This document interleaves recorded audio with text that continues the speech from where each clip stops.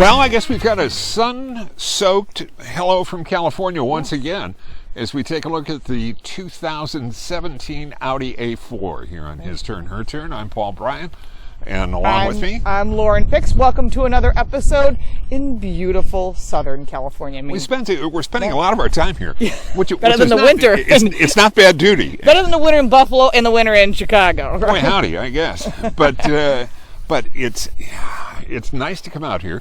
We've got this beautiful valley out behind us here where we've chosen to say hello to you and introduce you to the new 2017 Audi A4. Yes. This is a remarkable change and a remarkable story for Audi as well. Absolutely. When you take a look at where Audi was, even just on a 10-year window, they have gone, it took them from 1984 to 2006 to sell 100,000 cars. Well, they went through a lot before then. They sure did. They did. They had some rugged times. Yep. But here's the story, and here's where you really come into play at home, because all of a sudden this company has gone from 2006 to today, doubling their sales to over 200,000 units. You're voting with your wallets, and they're voting, and they're putting candidates up. It's political season. We can do this, can't we? Right, absolutely. They're putting up great candidates. Right, and I should disclose, I have an Audi jacket because, yes, I do own an Audi. I don't. I own a couple of them, but I like German cars, and so I'm very particular when they put a car like this out. I have to compare it to what I have in my head, but also to what the competition offers, and I like the German brands as well.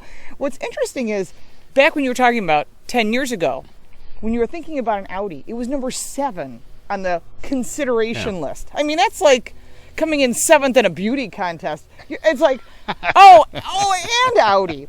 Now they're number 2. Yeah. They're right up there with Lexus. But what's nice about this car is the design. You'll see a different look, not just in the LED running lights, but in the front grille and how it carries the shoulder line to the back and that built-in little wing, LED taillights. The headlights are fantastic. Audi's always been known for detail, and I always have loved their interiors. Let's see what happens when we take it for a spin. So here we are in the 2017 Audi A4. Now, I've owned A4s over the years. I've had a 2000, I had a 2007, a 2009, and here we are at 2017. It's slightly larger. I would say it's more along the lines of the A6 size that you may have been used to, but the upgrades in this vehicle, I'm really liking. The steering, number 1. First thing I noticed, the steering is tight, it's specific. Yes, it's electronic. I'm loving the virtual cockpit. Spectacular, especially with the heads-up display. The largest screen is like an iPad. It's got every piece of information you need. Really loving that. So from a technical standpoint, one of the things I like is they have a new multimedia interface known to Audi as the MMI. And what that includes is new buttons. Used to be 4 buttons around the center dial. Now there's just 2. Left and right matches the same interfaces you see on the steering wheel. So that's really a nice touch. Less distractions. Is there 4 buttons? Which button am I hitting? So they have toggles for navigation, telephone, radio, and media. When you're matching it with a Harman Kardon sound system, how can you go wrong? I'm sure Paul will address that better than I am because he has the ear that I do not have. So this car is built in Ingolstadt, which is Germany. I've been to the factory. If you're ever there for whatever reason, you gotta do the tour. One thing that might need to be adjusted, if you're like me and you get the jumbo Starbucks, it doesn't really fit so well in the cup holder. Seating is good. I wish there was a few more adjustments. There is lumbar, plus on the driver's side, not on the passenger side. That's a negative, unfortunately, for me. But as far as the seat itself, I wish there was some more adjustability for lateral, for side to side, especially like around the torso. That's one thing that, for me, seating comfort is, if you're going to make this a driver's machine, get some more adjustability. Steering wheel is great. Visibility is great. I really like this car overall. And the only negative I can think of, other than the lumbar on the passenger side, it would be nice to have some lateral support adjustments on the driver's side. How expensive is that? I don't know. We're on our way in the new Audi A4 up to Mount Palomar. There's a big observatory up there, which is famous because it's got a great view of things. Our great view of the Audi A4 is really a lot different from the old one. They've really opened up the interior of the car quite a bit. The dashboard, I can't love this interior more. When you sit down to take over control of this car, it is so cool. It's really cool. On top of that, the way the interior opens up now, it feels more roomy. You get a nice observation post for everything that you need to look at.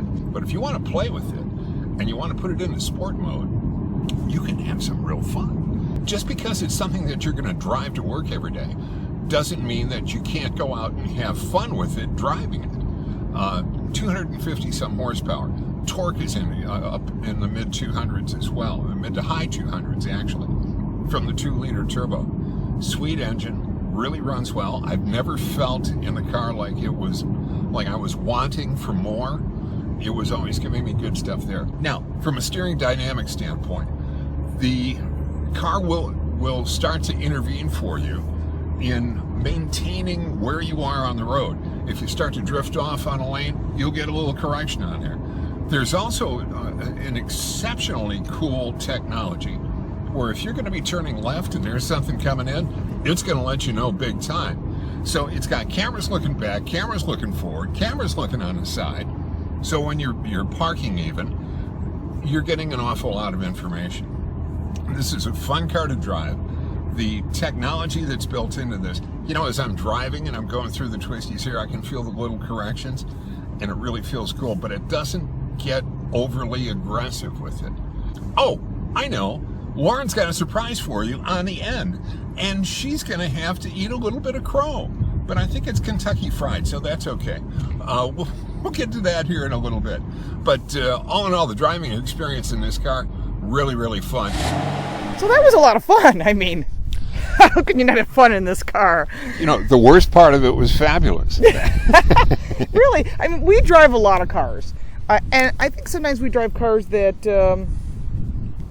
I go, oh, okay, they're good cars, they're daily driver cars. This car you can put on the track. And we drove the S4 that's coming out. That one I'd put on the track. But you know what? If you took it to a performance driving school, you wouldn't be disappointed. Let's put it that way. No, you wouldn't be disappointed. But that's not what this car is about. True. This car is about spirited performance driving, spirited family driving, and design and style with an edge.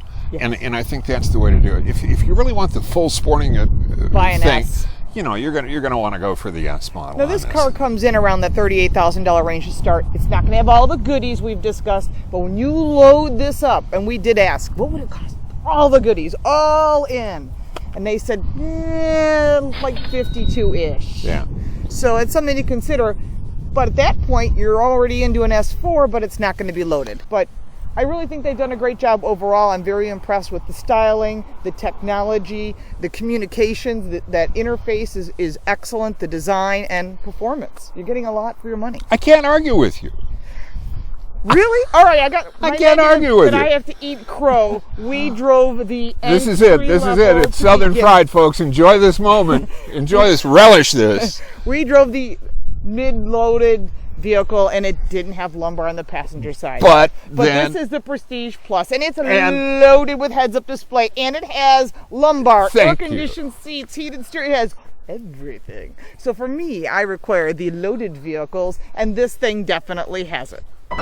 Boy, I'm just liking this moment. So this car is everything. I was actually surprised because we went to lunch and we were like, we drove we always try to drive all different levels, the entry level, a mid-level, and the premium level, and this is all the way loaded. So just remember, when you buy a vehicle, make sure you take it for a test drive. Put your comments below, and please subscribe up there. Do that, and you can follow me on Twitter at @ThePaulBryan. And your website? PaulBryan247.com. Follow me there. And you can follow me at Lauren Fix. Sign up for the free newsletter at laurenfix.com. And any form of social media, I'm easy to find. It's just Lauren Fix. It's easy. Yeah. All right. Thanks everybody for watching. Take care. We'll see you next time from... and subscribe. I'm guessing next week we're in Southern California. Probably. We'll be back. Thanks. Thanks again. Bye-bye.